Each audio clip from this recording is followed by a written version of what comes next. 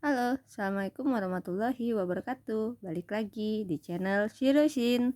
Nah, kali ini kita akan membahas mengenai apa sih bedanya pita-pita yang biasanya kita gunakan sebagai pemanis pada saat kita memberikan bingkisan, parcel, dan kadang-kadang juga bisa dijadikan pita, bros, dan lain sebagainya. Nah, sebelum kita membahas lebih jauh, ada baiknya tekan tombol subscribe, like, komen, dan share jika menurut kalian video ini bermanfaat.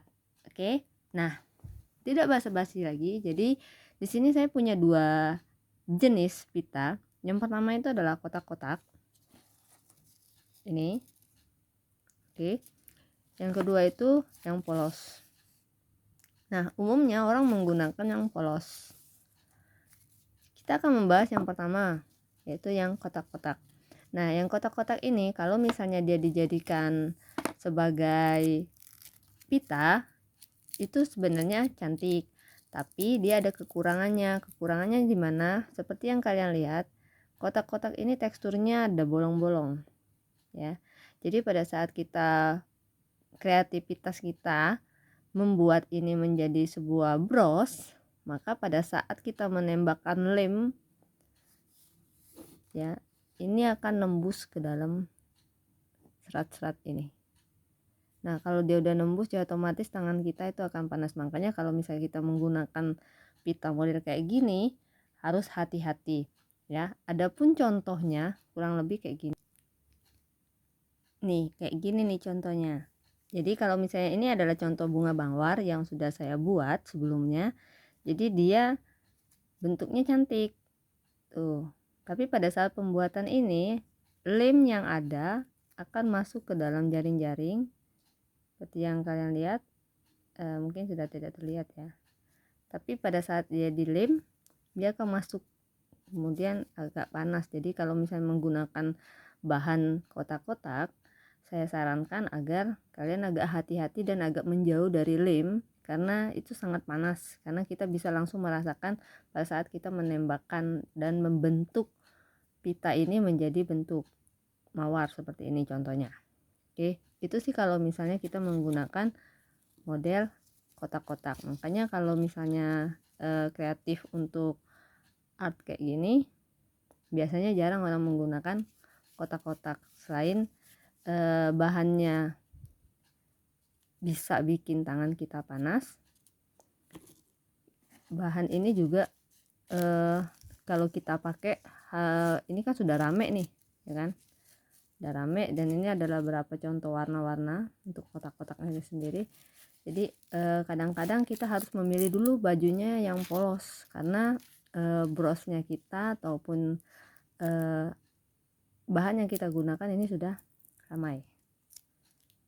Oke. Jadi semua bahan tuh rata-rata dia tembus. Tuh.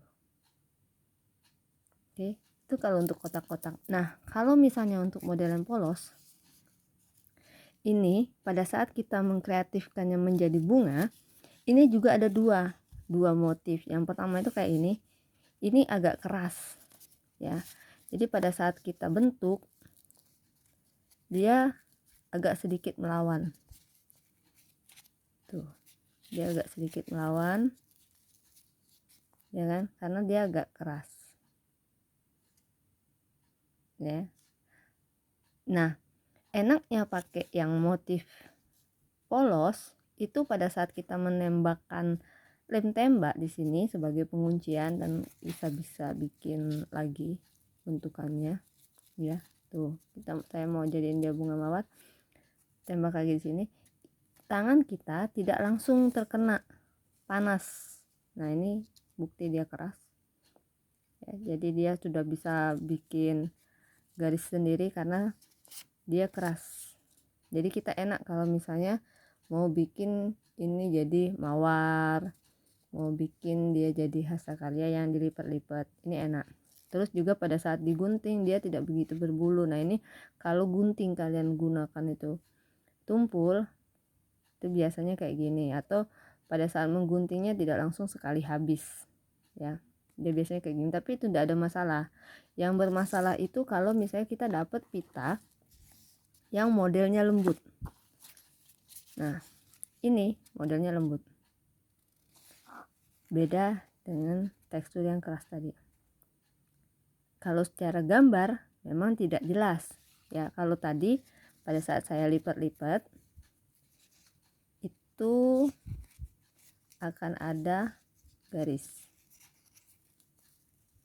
Nah, kalau ini terlalu mudah untuk membentuknya sehingga dia tidak agak mengempet pada saat kita tidak membentuknya. Jadi kita harus lebih membentuk dia supaya dia lebih bisa terbentuk dibandingkan dengan yang hijau tadi. Kalau yang hijau tadi kita putar-putar, dia otomatis bisa langsung dia mengikuti arah, sedangkan yang ini agak lembut dibandingkan dengan yang tadi. Memang dia bergaris, tapi dia sangat lembut. Jadi kalau misalnya kita potong ya tidak habis, ini resikonya. Adapun contoh pada saat pengaplikasian pita-pita polos ini, saya ada punya ini yang tipe keras, ini yang tipe lembut. Dia harus pakai sedikit nih, dia harus sedikit nih. Masalah kalau pita lembut, jadi di ujungnya ini supaya dia tidak nih, kelihatan nggak ujungnya nih. Jadi untuk menghindari ini kita harus sedikit melakukan pembakaran, jadi disulut api sedikit supaya bagian ini tidak merusak tatanan susunan kita. Adapun contoh yang lain sama, saya juga hanya membuat ini yang keras juga, tipe keras.